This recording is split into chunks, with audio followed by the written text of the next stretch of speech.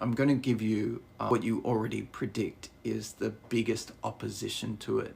And that is that, why are we going to pay people to not work? That's stupid. You don't want to pay people to do nothing, and nobody likes that. And I was thinking about that yesterday. And I was thinking, I don't have a problem, and this has been a feeling of mine for a long time. I don't have a problem with not working, with people not working and getting money for doing nothing. That doesn't really bother me.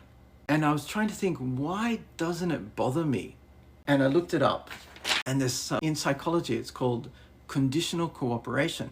People's instinctive fairness norm is a resentment of free riders. I'm like, okay, that makes sense. You know, I hate it when people push in front of me in a line, or somebody gets something and if I see a guy driving a Lamborghini, I'm jealous. Not because I want a Lamborghini, I just want to have that much money that I could buy one if I wanted one. So I understand that.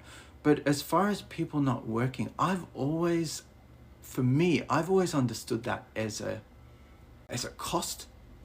Does that make sense? Like, it's a cost to them. So if it's like, I work for myself, and the more I work, the more money I get. The less I work, the less money I get. I'm motivated to work. And somebody who doesn't want money and doesn't want to work, I kind of feel sorry for them in a sense. That I'll use this example because growing up in Australia, big surfing culture, right? And every year or every election, it was always debated about how because we have a pretty good welfare state in Australia, you can get, we don't have unemployment insurance. If you lose your job or you can't find a job, you're guaranteed a welfare payment from the government. You go into the government office and you apply for it and they give it to you. It's pretty straightforward. They make you jump through hoops, but basically you can go surfing every day and still get some cash.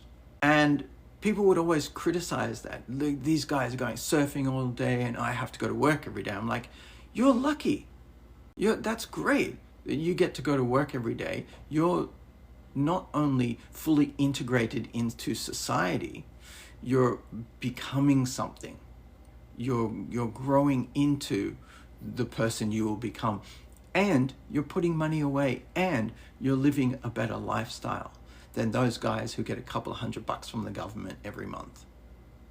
And so, yes, you drive past them on the way to work and they're hitting the brake and having a great time, but in their life overall, on the macro version of it, there will be an opportunity cost to them for having done that.